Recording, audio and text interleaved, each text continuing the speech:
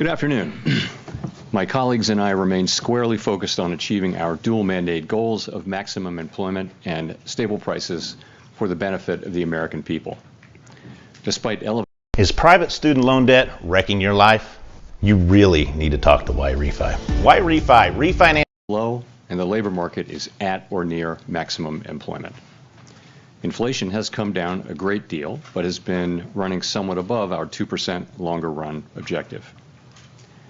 In support of our goals, today the Federal Open Market Committee decided to leave our policy interest rate unchanged.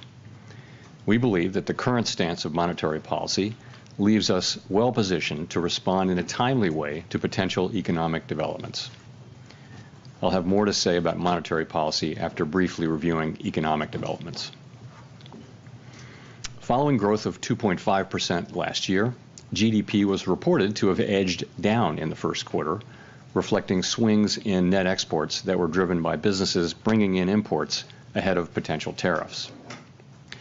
This unusual swing has complicated GDP measurement. Private domestic final purchases, or PDFP as we call them, which excludes net exports, inventory investment, and government spending, grew at a solid 2.5% rate. Within PDFP, growth of consumer spending moderated, while investment in equipment and intangibles rebounded from weakness in the fourth quarter. Surveys of households and businesses, however, report a decline in sentiment over recent months and elevated uncertainty about the economic outlook, largely reflecting trade policy concerns. It remains to be seen how these developments might affect future spending and investment. In our summary of economic projections, the median participant projects GDP to rise 1.4% this year and 1.6% next year, somewhat slower than projected in March. In the labor market, conditions have remained solid. Payroll job gains averaged 135,000 per month over the past 3 months. The unemployment rate, at 4.2%, remains low and has stayed in a narrow range for the past year. Wage growth has continued to moderate while still outpacing inflation. Overall, a wide set of indicators suggests that conditions in the labor market are broadly in balance and consistent with maximum employment. The labor market is not a source of significant inflationary pressures. The median projection for the unemployment rate in the SEP is 4.5% at the end of this year and next, a bit higher than projected in March. Inflation has eased significantly from its highs in mid-2022, but remains somewhat elevated relative to our 2% longer run goal. Estimates based on the Consumer Price Index and other data indicate that total PCE prices rose 2.3% over the 12 months ending in May, and that excluding the volatile food and energy categories, core PCE prices rose 2.6%. Near-term measures of inflation expectations have moved up over recent months, as reflected in both market and survey-based measures. Respondents to surveys of consumers, businesses, and professional forecasters point to tariffs as the driving factor. Beyond the next year or so, however, most measures of longer-term expectations remain consistent with our 2% inflation goal. The median projection in the SEP for total PCE inflation this year is 3%, somewhat higher than projected in March. The median inflation projection falls to 2.4% in 2026 and 2.1% in 2027. Our monetary policy actions are guided by our dual mandate to promote maximum employment and stable prices for the American people. At today's meeting, the committee decided to maintain the target range for the federal funds rate at 4.25% to 4.5%, and to continue reducing the size of our balance sheet. We will continue to determine the appropriate stance of monetary policy based on the incoming data, the evolving outlook, and the balance of risks. Changes to trade, immigration, fiscal, and regulatory policies continue to evolve, and their effects on the economy remain uncertain. The effects of tariffs will depend, among other things, on their ultimate level. Expectations of that level, and thus of the related economic effects, reached a peak in April and have since declined. Even so, increases in tariffs this year are likely to push up prices and weigh on economic activity. The effects on inflation could be short-lived, reflecting a one-time shift in the price level. It's also possible that the inflationary effects could instead be more persistent. Avoiding that outcome will depend on the size of the tariff effects, on how long it takes for them to pass through fully into prices, and ultimately on keeping longer-term inflation expectations well anchored. Our obligation is to keep longer-term inflation expectations well anchored and to prevent a one-time increase in the price level from becoming an ongoing inflation problem. As we act to meet that obligation, we will balance our maximum employment and price stability mandates, keeping in mind that without price stability, we cannot achieve the long periods of strong labor market conditions that benefit all Americans. We may find ourselves in the challenging scenario in which our dual mandate goals are in tension. If that were to occur, we would consider how far the economy is from each goal and the potentially different time horizons over which those respective gaps would be anticipated to close. For the time being, we are well positioned to wait to learn more about the likely course of the economy before considering any adjustments to our policy stance. In our SEP, FOMC participants wrote down their individual assessments of an appropriate path for the federal funds rate based on what each participant judges to be the most likely scenario going forward. The median participant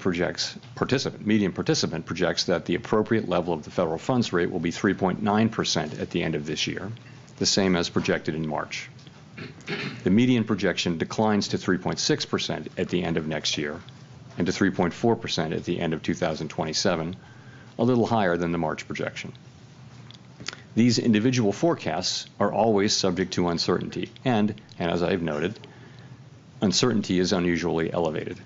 And of course, these projections are not a committee plan or decision. At this meeting, the committee continued its discussions as part of our 5-year review of our monetary policy framework. We focused on issues related to assessing the risks and uncertainties that are relevant for monetary policy and the potential implications for policy strategy and communications. Our review includes outreach and public events involving a wide range of parties, including Fed Listens events around the country and a research conference that we held last month.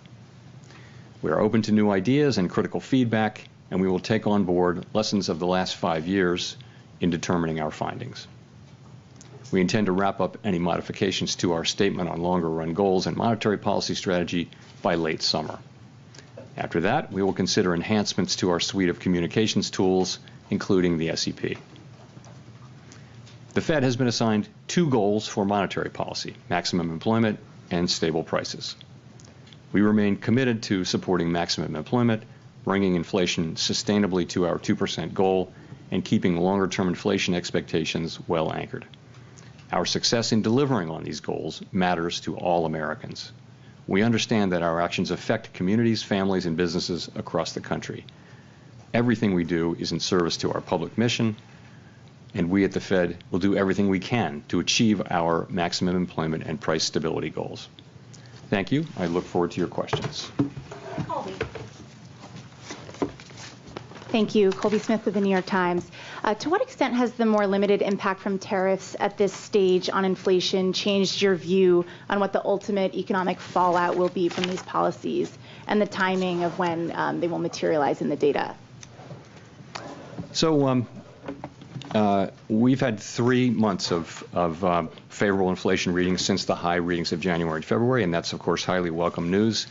Part of that just is that services, core services, both housing services and non-housing services, have really been grinding down toward levels that are consistent with 2% inflation. So that's the good news.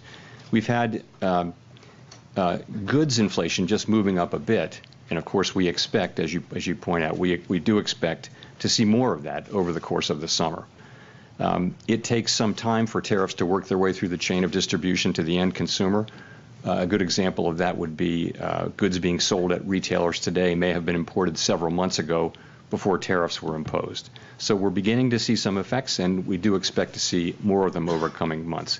We do also see price increases in some of the relevant categories like personal computers and audiovisual equipment and things like that that are attributable to tariff increases.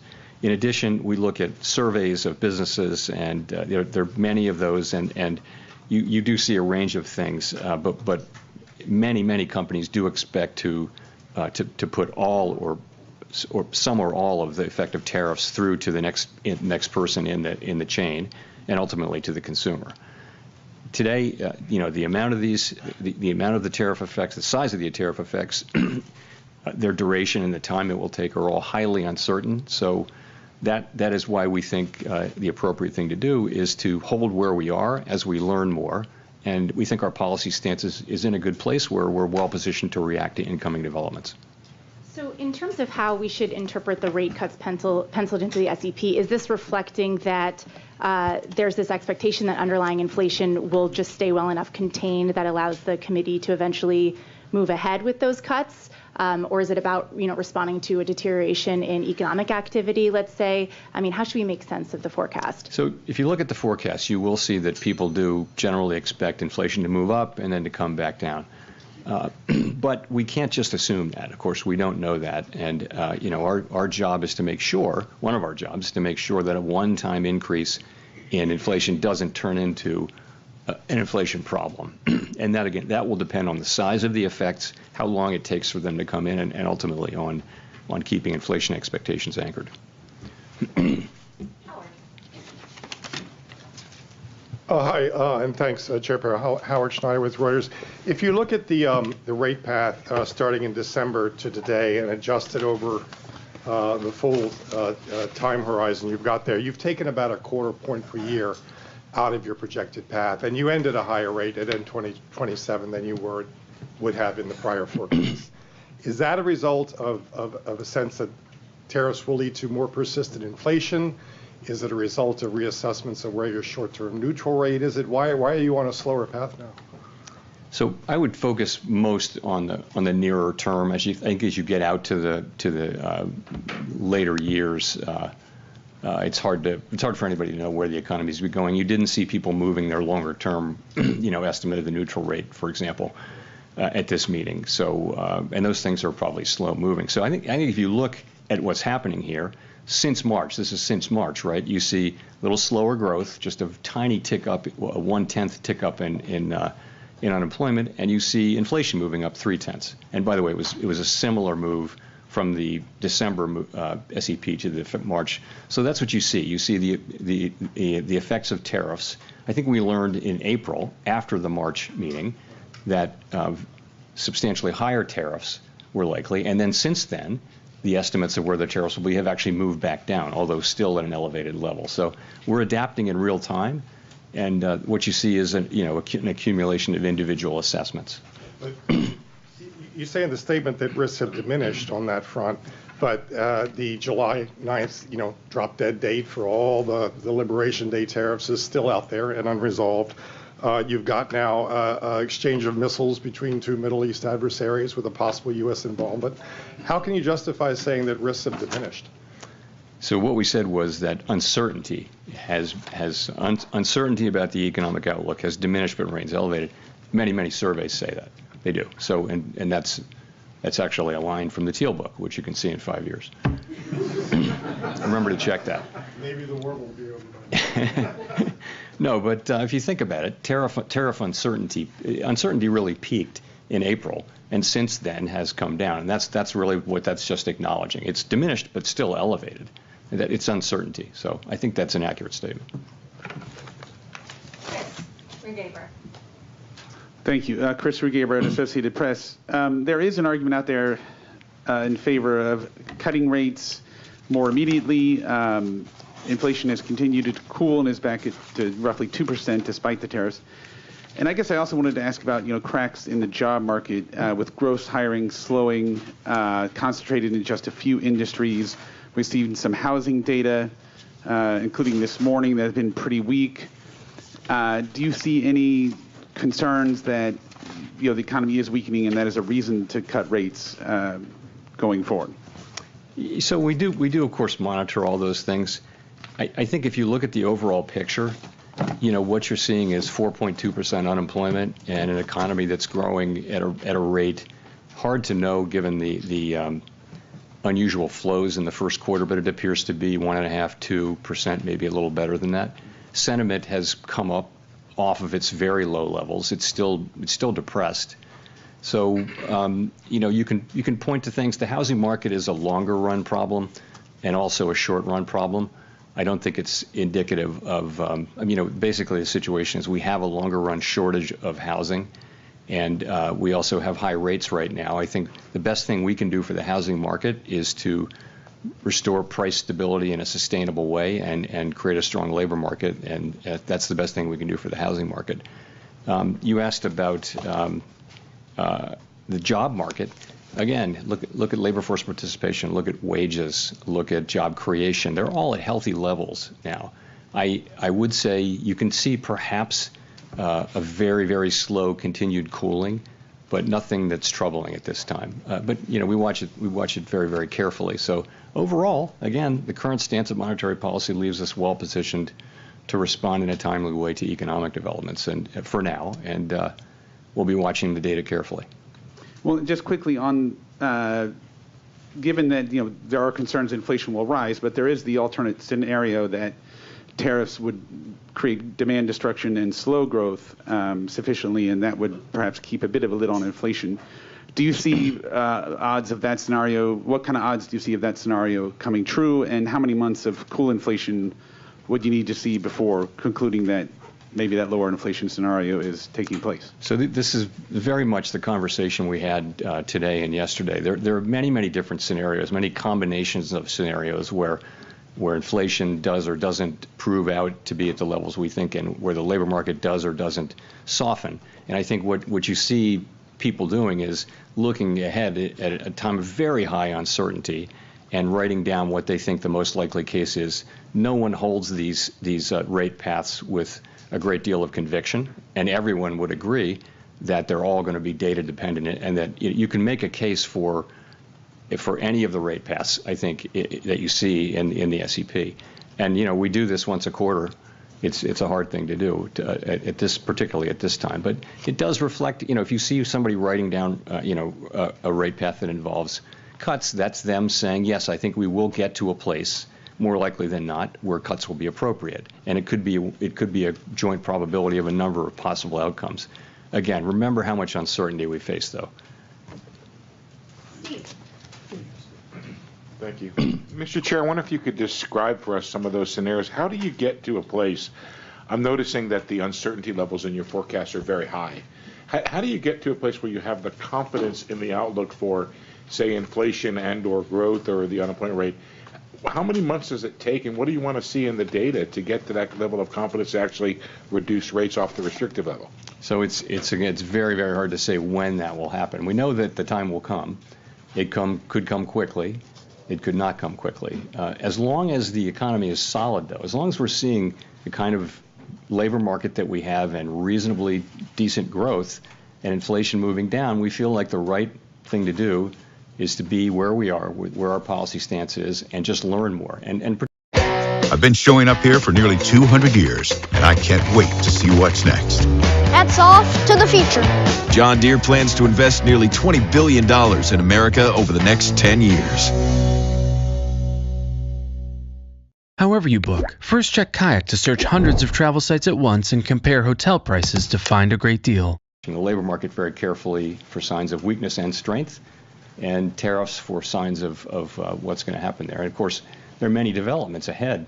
Even in the near term, developments are expected on tariffs. So I think we don't yet know with any confidence where they will settle out. We have an estimate, and it's I think all estimates are now pretty close together, but it's again highly uncertain. When you say estimate of the impact of tariffs on the core PCE, is that what it is? And could you share that? What you start with is what's the effective tariff rate overall, and people are managing to that. But the pass-through of tariffs to consumer price inflation is a whole process that's very uncertain.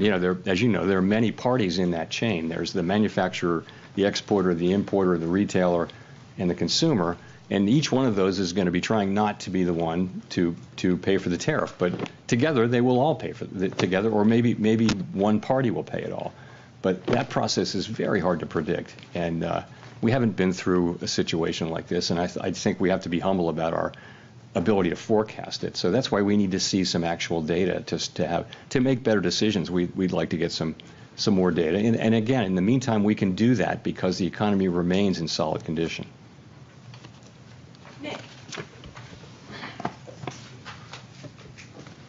Nick Tamarosa, The Wall Street Journal. Chair Powell, I guess I'm wondering if you could explain a little bit more the divergence we see in the dot plot, particularly around the 2025 rate projections. I realize this is, you have one group of officials that are putting down no cuts, another that are putting down more than one. And again, recognizing that could be difficult to summarize, but is it a matter of people having a different outlook or a different reaction function, a different commitment to defending against another inflation mistake?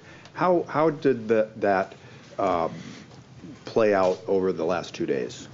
So you're right. This is often the case. We have a pretty healthy diversity of views on the committee. We did have strong support for today's decision and broad agreement that our policy stance does leave us in a good place. But I would point to two factors, and you mentioned them. The first is just that parties have a diversity of forecasts, and they do align with where their dots are. So if you have a higher inflation forecast, you're going to be less likely to be writing down, more cuts. But remember, as we see more data, we're going to learn more about where inflation is headed, and that means when it is time to look at resuming our normalization process, the differences you see should be smaller because we'll have seen actual data. Right now, it's just a forecast in a very foggy time.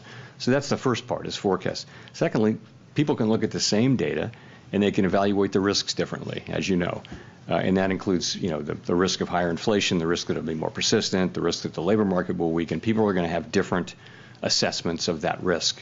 So that you put that in there too. So those are the two ways that the two things I think that drive these things. Remember though, as I mentioned earlier, with uncertainty as elevated as it is, no one holds these rate paths with a lot of conviction. So that's really where it is. It's a function of those things, and I think as the data come in, you should see those differences diminish. If I could follow up, you've said the policy is in a good place and that it's modestly restrictive. Given all the uncertainty you just talked about, tariff levels, uncertainty around the pass-through, is it price increases versus margin compression, some of the softness that Chris talked about in labor and housing, why wouldn't it be better to have rates at a more neutral setting as the economy heads into this period of very high uncertainty? So if you just look backward at the data, that's what you would say, but that's not. We have to be forward-looking, and the thing that every forecaster, every outside forecaster, and the Fed is saying is that we expect a meaningful amount of inflation to arrive in coming months, and we have to take that into account. So I think a backward-looking look would lead you to a neutral stance, but we can't. We have to look at that, and because the economy is still solid, we can take the time to actually see what's going to happen. There's a range of possibilities on how large the inflation effects and the other effects are going to be. So we'll make smarter and better decisions if we just wait a couple of months or however long it takes to get a sense of really what is going to be the pass-through of inflation and what's going to be the effects on spending and on hiring and all those things. Michael McKee from Bloomberg Radio and Television.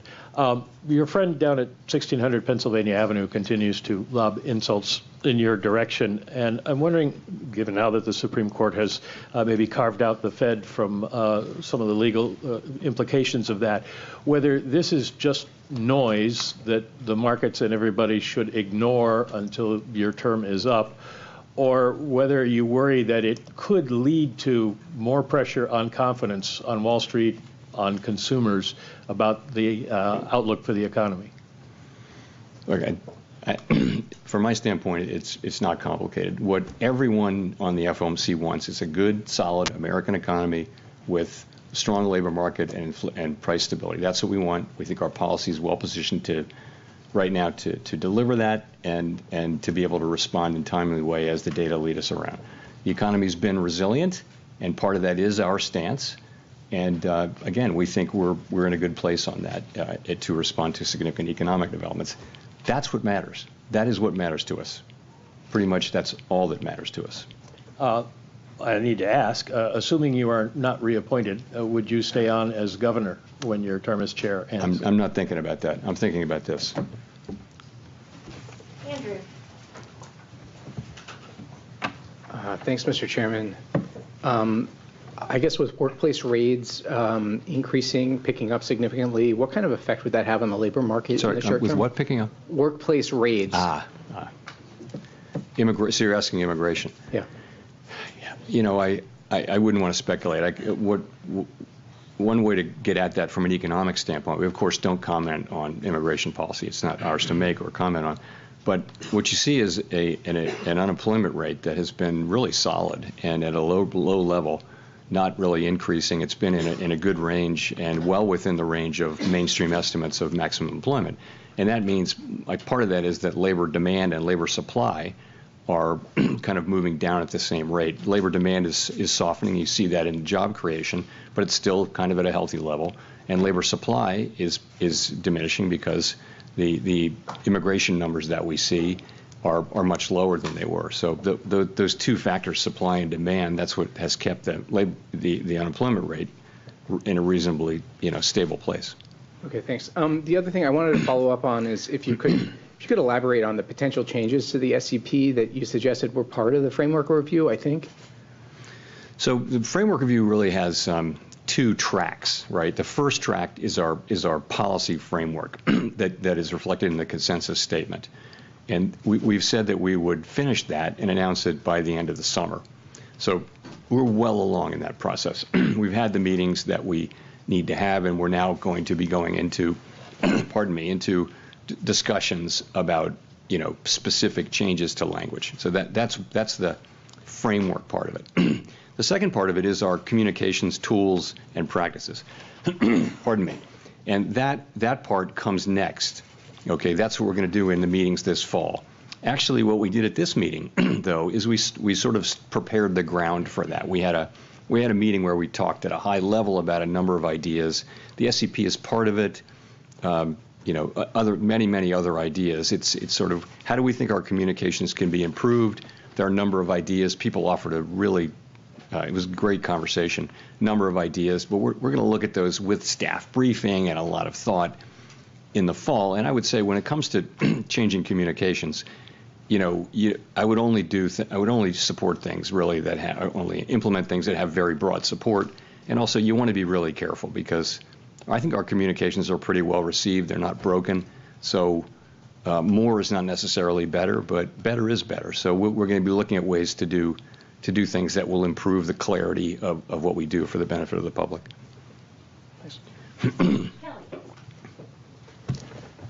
Thanks, Chair Powell. Kelly O'Grady, CBS News. You're famously known as the guy that makes decision based on data instead of speculation. You've said today the inflation data is in a good place. We don't know how tariffs are going to impact prices going forward. That's uncertain. But I've got to go back to the last time that you cut rates in December, and there was still the what if of tariffs. So what made you feel comfortable cutting then when inflation was higher than where it is today and you didn't cut today? Well, the forecast for inflation in December was 2.5%. Core PCE for 2025, the forecast was 2.5%, which was a good inflation forecast. I think what we've learned is that, and this was long before we had any idea of what the actual policies would be, we've learned that the tariffs are going to be substantially larger than forecasters generally thought. And we don't, our forecasts are generally not particularly different from those of other well-resourced forecasting operations. So what we learned, and particularly in April, was that very substantially larger tariffs were coming and that would mean higher inflation. That's what happened. And so you saw 2.5% forecast in December, you saw 2.8% in March, and you see 3.1% now. So it's 0.6 higher inflation for 2025, and that's a big part of the change, and that's due to the effects of the tariffs that are, we don't know where they're going to land, but it's pretty apparent they're going to land higher than outside forecasters were really guessing at the end of last year. My follow-up to that, I think consumers, right, we're looking for relief on rates when it comes to mortgages, car loans. Small businesses want to take out more manageable loans. When you look at the cumulative inflation over the past 5 years, prices have risen over 20%. It's been a rough road. So what is the tipping point then for the wait and see approach in terms of how much it's going to help versus when it hurts the American consumer? Well, I mean, we're trying to restore price. The best thing we can do for the public that we serve is restore price stability. If we can, and we will, restore price stability, meaning 2% inflation on a durable, sustainable basis, that, and also maximum employment. If we restore those things, that's the best thing, and that is our goal. The best thing we can do for the American people, for households and businesses, that is the ultimate thing that we can deliver. And they can make their decisions without having to think about inflation all the time. So in the meantime, we have to keep rates high to get inflation all the way down. They're not very high, let's be honest. I would say policy is modestly or moderately, probably modestly now, restrictive. If you look at the economy, it's not performing as though it were performing under very strict monetary policy, very restrictive monetary policy. So I would say probably modestly restrictive. And so what it will take is confidence that inflation is coming down. Now, I would say without tariffs, that confidence would be building, because if you see what's happening with non-housing services and housing services, which are the other two big pieces other than goods, those are coming down really nicely now. So I think we have to learn a little more about tariffs. I don't know what the right way for us to react will be. I think it's hard to know with any confidence how we should react until we see really the size of the effects, and then we can start to make a better judgment. So that's what we're doing, and I think we can take the time to do that because unemployment is 4.2%. Wages are moving up. Real wages are moving up at a healthy clip now, and inflation is 2.3% headline inflation over a 12-month basis. So it's a good economy and a solid economy with decent growth. Thank you, Chair Powell.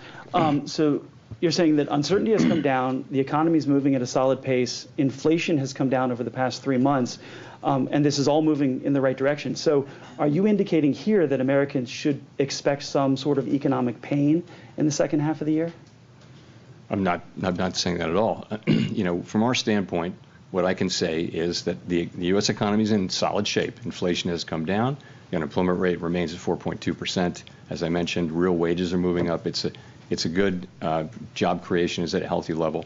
Unemployment, again, as I said, low. Labor force participation in a good place. So, and what we're waiting for to reduce rates is to understand what will happen with really the tariff inflation. And there's a lot of uncertainty about that.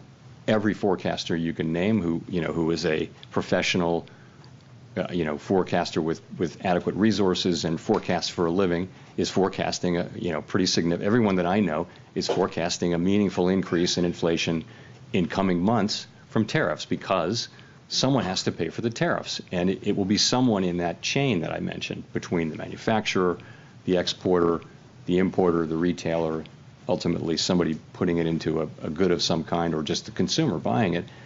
And all through that chain, people will be trying not to be the ones who pick up the cost, but ultimately the cost of the tariff has to be paid, and some of it will fall on the end consumer. We know that because that's what businesses say, that's what the data say from past. So we know that's coming, and we just want to see a little bit of that before we make judgments prematurely. And follow up on that. So you spent years though talking about how you're data dependent, and be a little more direct on this.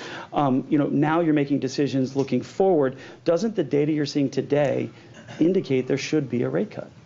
No, I mean, your monetary policy has to be forward-looking. That is elementary. You've got to be looking. I always talk about the incoming data, the evolving outlook, and the balance of risks. We say that over and over and over again, right? So it's always forward-looking.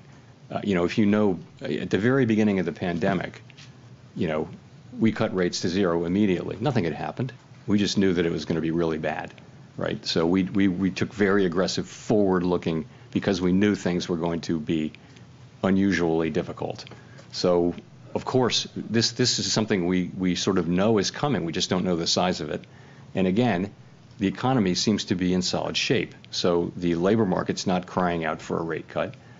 Businesses, were in a bit of shock after April 2, but you see business sentiment. You talk to business people now. There's a very different feeling now that people are working their way through this, and they understand how they're going to go, and it feels much more positive and constructive than it did 3 months ago, let's say. So again, we think that our current stance of monetary policy is in a good place.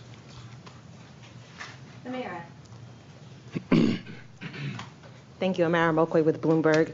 Chair Powell, in February, you told Congress that the Fed is, quote, overworked, maybe not overstaffed.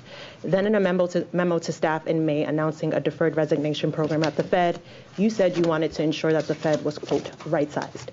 Those two statements appear to be at odds with one another. Could you explain what changed in the roughly 3 months between those statements that made you decide that staff levels at the Fed should decline?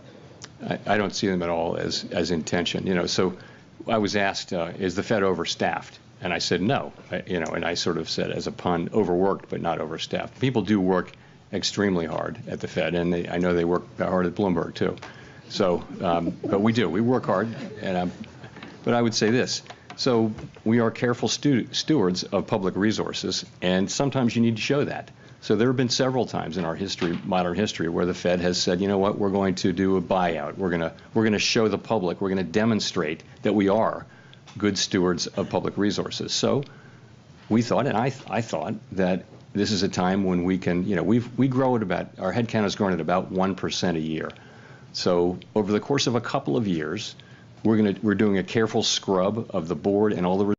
Without the ones like you working tirelessly to keep things running, everything would suddenly stop. No matter your industry, Grainger's here for you with professional-grade supplies. Call, click Grainger.com, or just stop by. Grainger, for the ones who get it done. We think the headcount reductions and things like that, and this is how you do it professionally. You do it carefully, thoughtfully, with a lot of planning, and you do it over a period of time. I think the Fed will be fine. I think no one will notice any decline in our ability to carry out our missions. And I think it's just us wanting to demonstrate to the public that we are actually good stewards of their resources.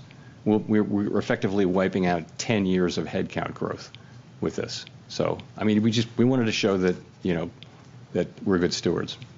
How is progress on reducing headcount going so far? Are you on track to meet the goal? We're just at the very beginning. As you know, we're doing a buyout program. We're going to hit that goal. I think many organizations find that they can do this. You don't want to do it every year or anything, but you can do it at intervals, and you wind up not interfering with your ability to perform your jobs.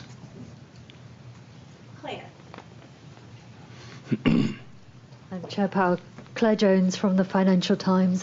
As you're no doubt aware, the Senate Finance Committee has tabled its version of the reconciliation bill this week, and I was wondering if you could tell me a little bit about the tenor of the debate at the FOMC over the past few days on fiscal policy and the degree to which that influenced people's projections for 2026 and beyond. Thank you.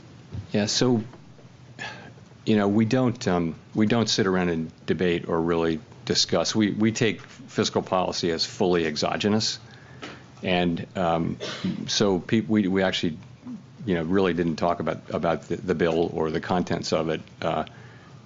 It's still evolving. When it gets closer, remember also we have a very, very large economy, and that the effects will be at the margin, I expect that they may already be in, but they will be in by the next meeting. We'll make an estimate, but it's not a major thing. It's nothing that we discuss. It may have been mentioned a couple of times, but as something that's coming in. But I think the outcome is, we don't know the outcome yet there, so hard to be real specific. Neil. Thanks, Chair Powell. Neil Irwin with Axios. There have been some cutbacks in economic statistics collection in the last few weeks, and worries that long-running problems around funding and response rates may be getting worse. How much is this concern on your radar? How much confidence do you have that the gauges you're watching to assess the economy are reliable right now?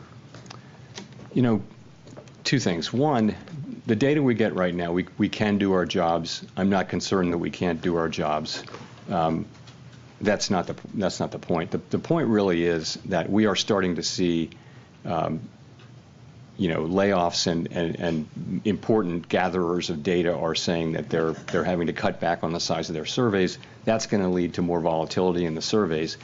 I think we should take a step back and, from our standpoint, and I think the standpoint of businesses and governments and everyone, having really good data on the state of the economy at any given time is a huge public good. It helps, it not just doesn't help the Fed, it helps the government, it helps Congress, it helps the executive branch. More importantly, really, it helps businesses. They need to know what's going on in the economy. The United States has been a leader for many, many years in this whole project of measuring and understanding what's happening in our very large and dynamic economy. And I hate to see us cutting back on that, because it is a real benefit to the general public that people in all kinds of jobs have the best possible understanding of what's happening in the economy and hence what's likely to happen. It's very hard to measure what's going on in the U.S. economy. If you read, there was a book called, well, it's really remarkable how many things you need to understand to estimate U.S. GDP. Very, very difficult, and it's so important that we get it right. I just would say it's not a place to I would want to keep investing in that, for the good of the general public. Victoria.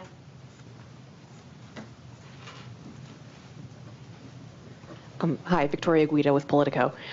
So you're conducting this monetary policy strategy framework review, but next year we're supposed to have a new Fed chair, and I'm wondering if that affects at all the way that you're approaching this. How do you ensure that this framework will actually be durable? The framework document goes back to 2012, and it's the committee's document. It's not like we're going to invent a brand new way to do things. It's been an evolving document, so it shouldn't depend on who the chair is at all. It should depend on what's happening in the economy and what the committee wants to do. So, yeah, it isn't really tied to any particular chair. And we used to renew it every year. Now we do it every 5 years. So, but I don't think I've never heard anyone raise this issue that a new chair might want to come in and go in a completely different direction. I really don't think that's right. But but that's not going to be up to me to decide. Is that affecting at all your concern? Life insurers put life into the things you live for, because life insurers are the single largest investor in job creating, innovation driving, and economy building U.S. corporate bonds. See how we put life into America at acli.com. To the ones who carry us, the selfless sacrificer of hair ties, the post-breakup pep talker, the queen who unites different friend groups, the bold leader when the night is young, Kate Spade. And what lessons were learned during the 2022 period when another conflict, the Russia-Ukraine war, sent oil and gas prices skyrocketing? So, of course, we're watching, like everybody else is, what's going on. I really don't have any comment on that.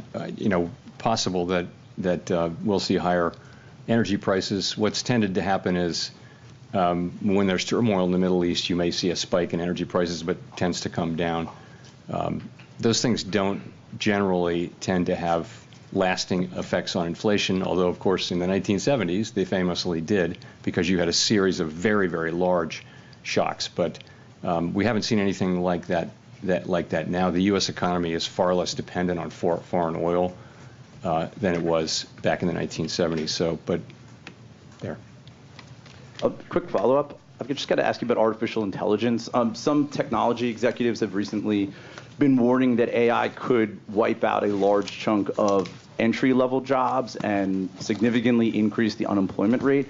I'm wondering how concerned you are, if at all, about the threat that AI poses to employment. So this is the question. The question really is, will AI be more augmenting labor or replacing labor?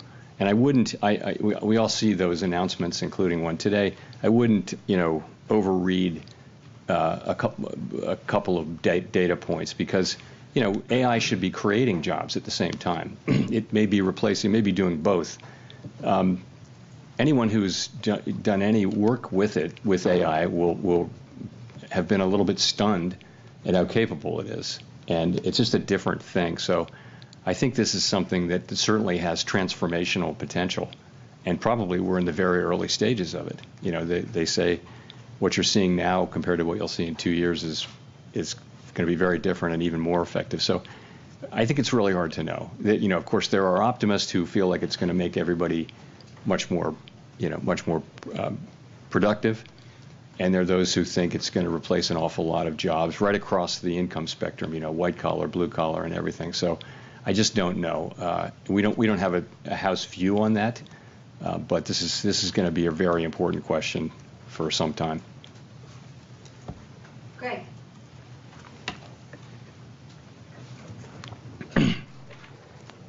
Thank you. Greg Rapp from MarketWatch. I was wondering if you could step back a little bit, Chair Powell. There's a spate of articles and a lot of op-eds now in the newspapers saying that the U.S. economy and the global economy is going through this profound change, akin to the end of the Bretton Woods era in the 1970s. And don't you owe the American people some sort of explanation for what we're going through? I mean, I noticed earlier this month when you talked about Bretton Woods a little bit, and you said that Bretton Woods, the Fed staff had to change how the dollar movements for the dollar was impacting the economy. Are we going through something like that now? That are you having to change how you do monetary policy? Is it that fundamental a change underway? Thanks. It's certainly a time of real change. From a geopolitical standpoint, from a trade standpoint. From an immigration standpoint, you see this not just here but everywhere. So there's quite a lot going on.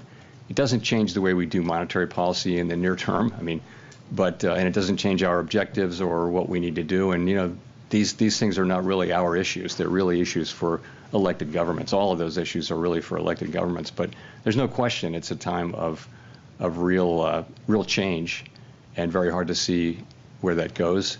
Will it be? There have been many things written about how it's going to be a more inflationary time. That's possible. It's not guaranteed. AI could cut in the very other direction.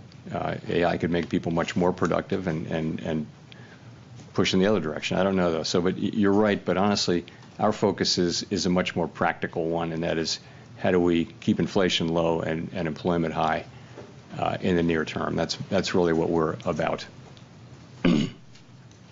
Mark.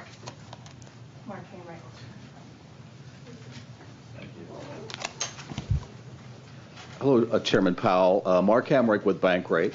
What is the view about the growing amount of slack in the job market, including the softening in payrolls, the forecast of a modest rise in the unemployment rate, and the ability of workers to demand wage hikes or not in this environment where you have inflation surging?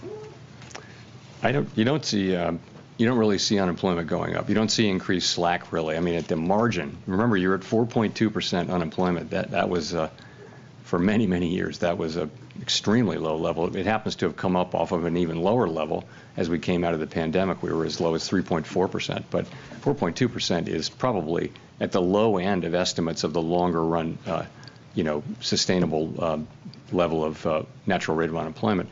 So I guess I wouldn't agree with that. And also, in terms of wages, real wages after inflation have been moving up sort of more than was consistent with 2% inflation. They're still moving up at a healthy clip, and I think much more consistent with 2% inflation given a reasonable assessment of trend productivity. So it's a pretty good labor market. You're right that the level of job creation has come down, but so has the supply of workers, the change in the supply, the new supply. So you've seen the unemployment rate remain pretty stable at 4.2. It's been as high as 4.3, but those are good numbers. So it's a pretty good labor market. There's a more concerning thing is there are not a lot of layoffs, but there are not a lot of job creation. The number, if you're out of work, it's hard to find a job, but very few people are being laid off at this point. So that's an equilibrium we watch very, very carefully, because if there were to be significant layoffs and the job finding rate were to remain this low, you would have an increase in unemployment fairly quickly. But that hasn't happened. It really hasn't happened. The U.S. economy has defied all kinds of forecasts for it to weaken really over the last 3 years. And it's been remarkable to see just again and again when people think it's going to weaken. Now, eventually it will, but we don't see signs of that now. Go to Jean for the last question. Hi, Chair Powell. Jean Young with MNI Market News. There's been a lot of talk about cuts. I wanted to ask you, why do you think there are no forecasts for rates to rise or even to stay where they are next year, given that the projection for inflation is to rise to 3%, and there's a lot of there's some skepticism over whether those price hikes will be a one-time event? So there are a number of people on the committee who wrote down no cuts this year, but some cuts next year. So, I think, people are writing down their most likely path, right? They're not saying there's zero possibility of other things. Really, it's think of it as the least unlikely path in a situation like this where uncertainty is very high. I think, again, people write down their rate paths, and they do not have like a really high conviction that this is exactly what's going to happen over the next 2 years. No one feels that way about their rate path. They feel like, what am I going to write down? I mean, what would you write down? It's not easy to do that with confidence. So I would just say it that way. We don't rule things in or out.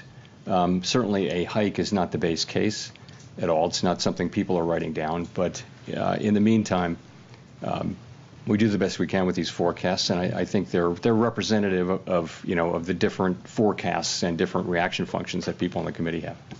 So thank you very much. Thanks.